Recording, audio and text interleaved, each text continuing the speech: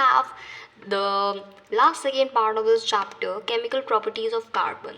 अब इसमें कंबशन से इतना क्वेश्चन नहीं आता, ज़्यादा क्वेश्चन ऑक्सीडेशन से आता है, इधर आपका एडिशन से आता है एंड सब्स्टिट्यूशन से आता है, तो बहुत ध्यान से पढ़ेंगे इसको हम, ठीक है।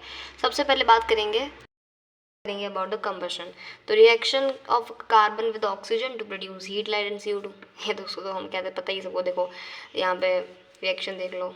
अब देखो सैचुरेटेड कंपाउंड जैसे कि एल्केन हो गया, है ना, वो क्लीन ब्लू फ्लेम देते हैं, एग्जाम्पल इथेनॉल, अल्कोहल।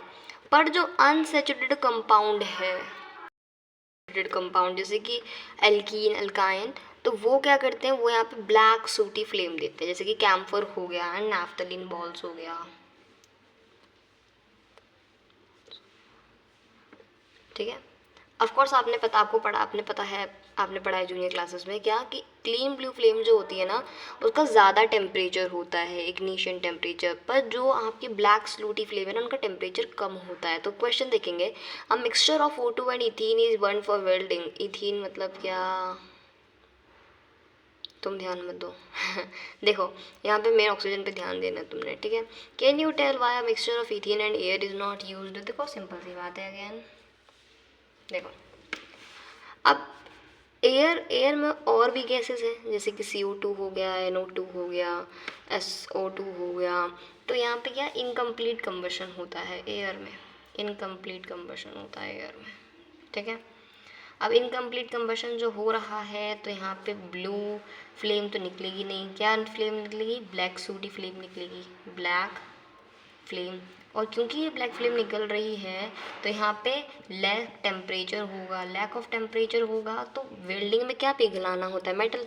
अब कम टेम्परेचर में मेटल कहाँ से वेल्ड होगा, तो इसीलिए हम लोग यहाँ पे क्या यूज़ करते हैं, ऑक्सीजन का मिक्सचर यूज़ करते हैं इथीन के साथ, ना कि एयर का, क्योंकि एयर में इनकम्प्लीट कंबशन होगा, क्योंकि बाकी गैसेस भी प्रेजेंट होंगी, ब्लू फ्लेम निकलेगी नहीं, ब्लैक फ्लेम निकलेगी। ब्लैक फ्लेम से क्या होगा, टेम्परेचर कम होगा और उस कारण मेटल मेल्ट नहीं करेगा। उसके बाद we have is oxidation reaction. देखो ऑक्सीडेशन रिएक्शन की मैं बात करूँ अगर तुमसे, तो इसमें इथेनॉल जो है वो इथेनॉइक एसिड में कन्वर्ट करते हैं अपन in the presence of alkaline KMnO4 and acidified K2Cr2O7, ठीक है। देखो इथेनॉल जो है वो CH3COH में कन्वर्ट करते हैं इन the presence of alkaline KMnO4 या एसिडिफाइड K2Cr2O7, ठीक है। अब यहाँ पे क्या एक्टिविटी है, इस एक्टिविटी को मैं पढ़ के सुना देती हूँ कि इनिशियली जब आप 3 मिलीलीटर इथेनॉल के अंदर, इथेनॉल है ना, 3 मिलीलीटर इथेनॉल के अंदर 5% आप KMnO4 डालोगे ना, तो आपको दिखेगा कि KMnO4 का जो पर्पलिश कलर है वो गायब हो गया। बट कुछ देर बाद आपको दिखेगा कि वो पर्पल कलर वापस आ गया। तो ये पर्पल कलर को हुआ क्या था, actually this KMnO4 was utilising in converting ethanol into ethanoic acid. ये यूटिलाइज हो रहा था इसको इसमें कन्वर्ट करने के लिए, है ना। पर जैसे ही सब कुछ इथेनोइक एसिड में कन्वर्ट हो गया, तब इसका असली कलर दिखना शुरू कर दिया इसने, ठीक है।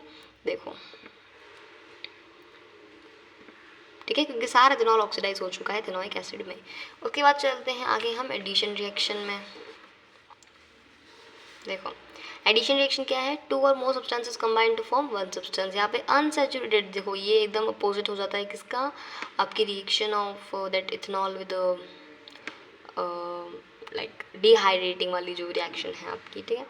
अनसैचुरेटेड को हम सैचुरेटेड कंपाउंड में कन्वर्ट करते हैं, यहाँ पे कैटलिस्ट होते हैं निकल एंड पैलेडियम। देख लो तुम ये रिएक्शन, यहाँ पे हाइड्रोजनेशन रिएक्शन भी कहते हैं इसको, इथीन है, इथाइन है, प्लस 2H2O 2H2, तो निकल एंड पैलेडियम यहाँ पे कैटलिस्ट है, एंड इथीन यहाँ पे हमको सिंगल बॉन्ड यानी कि वो मिल गया सैचुरेटेड कंपाउंड, ठीक है। इंडस्ट्रियल एप्लीकेशन क्या है, वेजिटेबल ऑयल को वेजिटेबल घी में कन्वर्ट करता है, दिस इज डालडे का घी, डालडा वाला घी, ठीक है।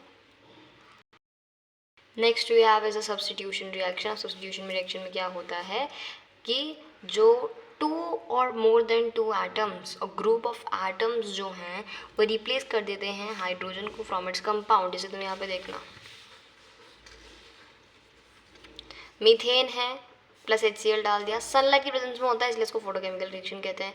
तो यहाँ पे CH3Cl हो गया, तो देखो एक H हट गया, फिर यहाँ पे एक H हट गया, यहाँ पे एक H हट गया और Cl बढ़ता जा रहा है। देखो ना, एक H 3H 1 Cl, 2H 2Cl, एक H 3Cl, तो यहाँ पे HH घटता जा रहा है, उसकी जगह कौन ले रहा है, Cl, लास्ट में देखो CCl4 हो गया।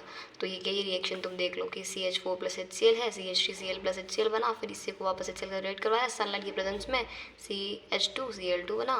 तो this is your whole reaction, this is carbon tetrachloride, at the end you get carbon tetrachloride and this is chloroform. तो यहाँ पे हर एक हाइड्रोजन तुम देख रहे हो रिप्लेस हो रहा है क्लोरीन के थ्रू, ठीक है।